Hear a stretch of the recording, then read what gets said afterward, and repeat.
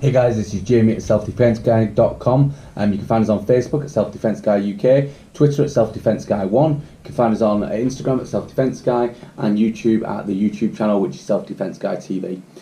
This is blog number 5, and I'm going to do this blog in a couple of parts because what I'm going to cover is dealing with manipulative and destructive personalities.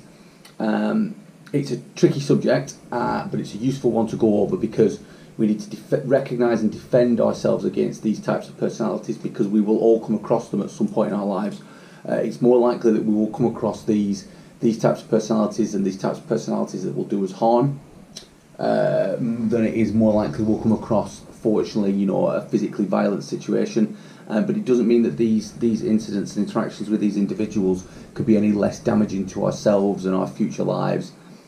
So before we talk about harmful behaviour, we've just got to consider a few truths about ourselves, and I think it's useful to go over because it's difficult for individuals to accept some of these truths. Now, the first truth is, and it could be self-evident, that relationships are important. We need social contact in our personal lives, we need contact in our professional lives to succeed, and healthy relationships can lead to successful lives, successful outcomes.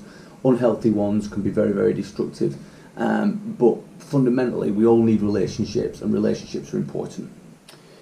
We also need to accept that in that, whether we're at work, we're at play, we're with friends, whatever we're doing, we all crave some form of attention. We all like the attention of another human being, whether it's praise, whether it's criticism, whether it's involvement in a group project, whether it's being part of a clique or a group. We all crave some form of attention. And we also, and this is the point that people find really difficult, is that we are all open to forms of manipulation, whether it's destructive manipulation or subtle manipulation. We all experience manipulations in our daily lives, whether it's from product advertising right through to emotionally abusive manipulation. But we are all open to manipulation in a number of overt and covert ways. So we're going to talk today about the worst of the manipulators, users and abusers, which is the narcissistic personality type.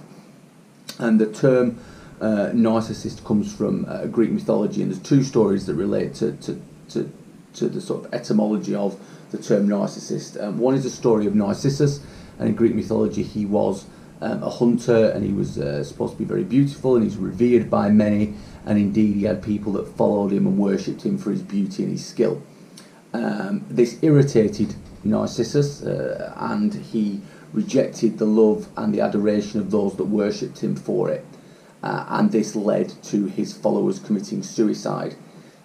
So his self-involvement and his inability to recognise that other people were admiring him for his beauty led to the damage to other people. There's a second story about a mountain nymph called Narcissus, and Narcissus was with another mountain nymph called Echo, and Echo adored Narcissus, and Narcissus ignored her advances, and a branch of Athena, which is Nemesis, punished Narcissus for this ignorance because it damaged Echo irretrievably, and she condemned him to burn with the fire that he only saw in his own vanity.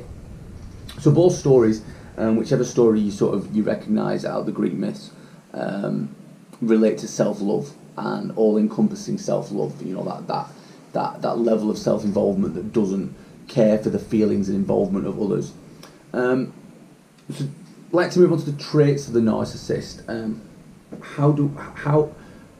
What things do narcissistic personality people that suffer from NPD, narcissistic personality disorder, what are the traits? So there's 9 traits that we need to go through here, and I've got them sort of noted down here. So we've got they have a large and unjustified sense of self-importance. They like to grandiose themselves, be the centre of attention even if it's unjustified. 2, they harbour fantasies about success, power, love, that place them central to some grandiose version of themselves. 3, they have an unwavering belief that they are special, that they are above everyone else, that they are unique, and that is very much woven into their psychological defence mechanism. They require 4, they require constant admiration, whether it's justified or unjustified. They need followers, they need worshippers, they need people to tell them how good they are. They're exploitative, they exploit others, their behaviour is never genuine, they can be very charming, they can almost seem like the great charismatic leader in leadership positions, but their use and their involvement and their attention of you is only for their exploitation of you to gain something that they want. 7, very, very, very basic lack of empathy. As human beings, we're all empathetic, we all connect with others, relationships are important, and in doing so, we develop an understanding of the vulnerabilities and the needs and desires of those around us, and we respond to it. Narcissists are unable to take the position of other people in a situation, and that's a key part of our psychological makeup that narcissists don't have. 8, very, very envious of others' success, even if it has no bearing on them whatsoever. They don't like to see other people being successful. They only like to see themselves being successful and worship for it. And 9, it probably comes across a number of the things that we've talked about before, and they display extreme unjustified arrogance. And in some ways, the narcissistic personality takes those individuals quite often to positions of power where they often falter and can't follow through, simply because having obtained power through false charm, through arrogance that comes across as confidence, through a false interest in others, when they obtain the power, they then have to maintain a support network that they're unable to, because they can't continue to give their followers what they want. So how do we spot narcissistic personality types? First, look for the 9 traits I've just described. Look for the 9 traits. In terms of tactics for spotting a personality type, what I would say is watch people you suspect that might have NPD over time. You need to get a baseline on what their normal behaviour is like. And over time, cracks will begin to appear in that veneer. They say people that have masks, their presentable mask will slip. So watch them for repeated behaviour. People very rarely do a single behaviour once. So when we think about watching an individual's actions, watch for the things that they repeat time and time again. It's very difficult for people to just undertake a single action once. It's not in human behaviour to do things just the once.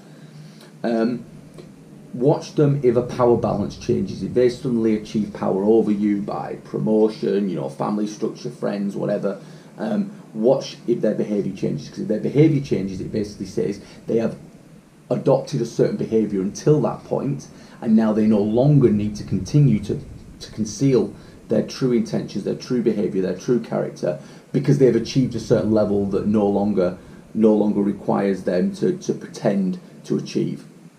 That comes us back to the 9 traits in terms of arrogant and a sense of entitlement. And the 4th thing is, and it's a general observation for most people, but particularly with the narcissists, watch them under stress. Under stress, people, very difficult to control any mask or any hidden any attempts they're making to control and hide true personality, because stress brings out, let's say, it brings out the worst in us. What it does actually is it brings out the true person in us. So warnings about the narcissistic personality type. Narcissists don't and won't play fair. They win at all costs, and you need to be careful, because you will play fair, because your sense of morality, your moral structure, the way you have developed in the world, means that morality and moral values, they constrain a healthy person, and so they should. A narcissist has none of this restriction on their behaviour, because they have no morals. They have no morals. They don't attach the same value to things that you do. And I guess a warning really is that they are dangerous, because they can have a veneer of charm, empathy, interest in you, but it's fake, because it's all for selfish gain. So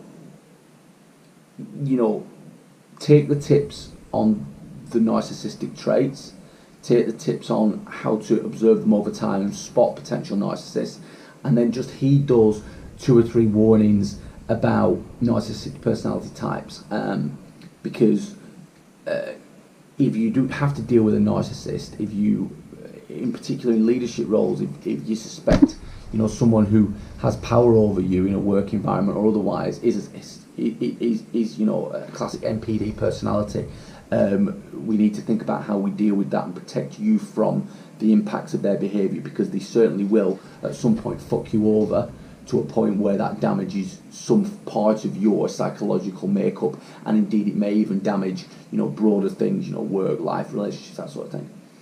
So I'm going to stop there, keep it to 10 minutes. In the second part of this blog, what I'm going to cover is strategies for dealing with narcissists, and then I'm also going to cover some of the other toxic personality types that aren't necessarily on the same level of narcissists, but we need to know, we need to learn how to spot, and we also need to then learn how to strategize, how to manage those personality types. Okay, so take care. This is Jamie at selfdefenseguy.com. Again, find us on the Facebook, the Insta, the Twitter, and at Self Defense Guy TV on YouTube. Okay, take care, guys. Bye.